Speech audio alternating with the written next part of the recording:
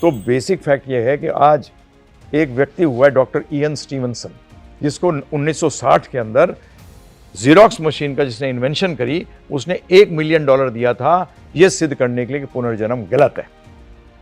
Doctor Ian Stevenson ने 1960 से लेकर आज तक, तो आई 5-6 साल पहले उनकी डेथ हुई है, उन्होंने एमडी थे वो मेडिसिन के, उनको अपना चेंज करके साइकाट्री डिपार्टमेंट में जाना पड़ा रिसर्च करने के लिए।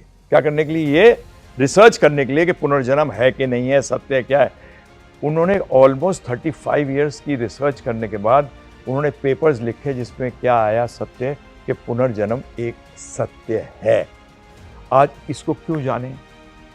आज इससे क्या होगा कि जो ये दुश्मनी की भावना है, आज ये जो दुश्मनी की भावना है, जो हमारे जीवन के अंदर टेंशन्स की भावना है, ये खत्म हो जाएगी। दुश्मनी कैसे खत्म हो जाएगी?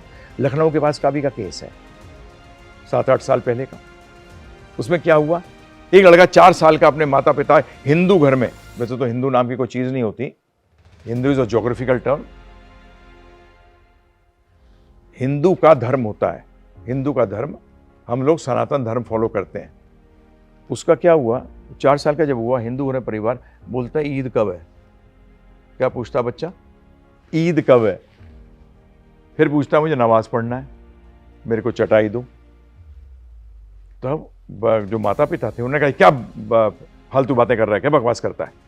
परंतु जब ये रेगुलर ऐसा करने लगा, रोज करने लगा और झगड़ा करने लगा माता पिता से, तो उन्हें बोला तू है कौन, तो फालतू क्या बात कर रहा है।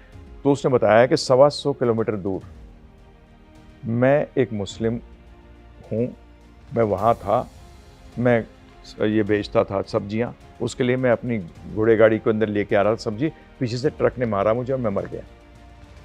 उसने सारा डिस्क्रिप्शन देना शुरू कर दिया।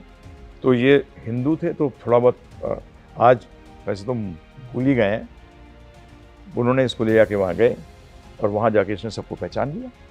अब आप बताइए मुझे, ऐसे भी पहचान लिया, एक आदमी को बोला कि तूने 1000 रुपये लिए थे मुझसे, वापस कर दिए क्या? उसने कहा नहीं मैंने नहीं लिए। उसने कहा उस दिन दिए थे वहाँ, याद कर। तो उसने फिर उसका मुंह पीला पड़ गया। उसने कहा हाँ पता है। तब आप बताइए अब मुझे कि कौन किससे लड़ेगा? हैं जी, कौन किससे लड़ेगा? हमारे को प्रभु जी जो कह रहे हैं, बिल्कुल कर्तव्य तो पार्ट है, उसको तो करना ही पड़ेगा, परंतु किसके लिए करना पड़ेगा? कि आत्मा का उत्थान हो सके, कि आत्मा का उत्थान हो सके। माता पिता गुरु है, भगवान नहीं है। माता पिता गुरु हैं और गुरु का काम भौतिक और आध्यात्मिक ज्ञान दोनों देना है।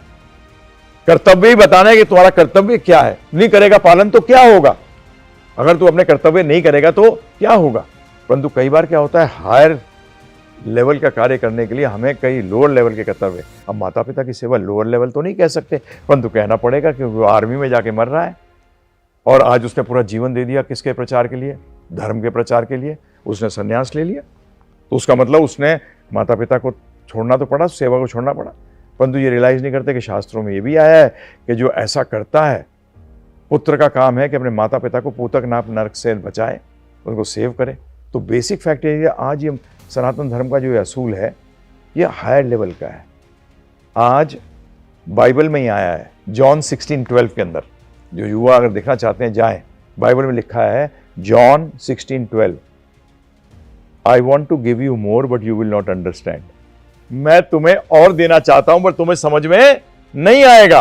अब जीसस क्या देना चाहते थे और क्या बताना चाहते थे जो उन लोगों को समझ में नहीं आएगा?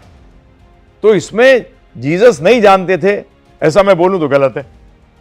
परंतु आप बताइए, आपने अगर एमएससी मैथमेटिक्स में कर रखी है और पहली क्लास का बच्चा आपसे सीखने आता है गणित, क्या सिखाओगे उसको प्रभु जी?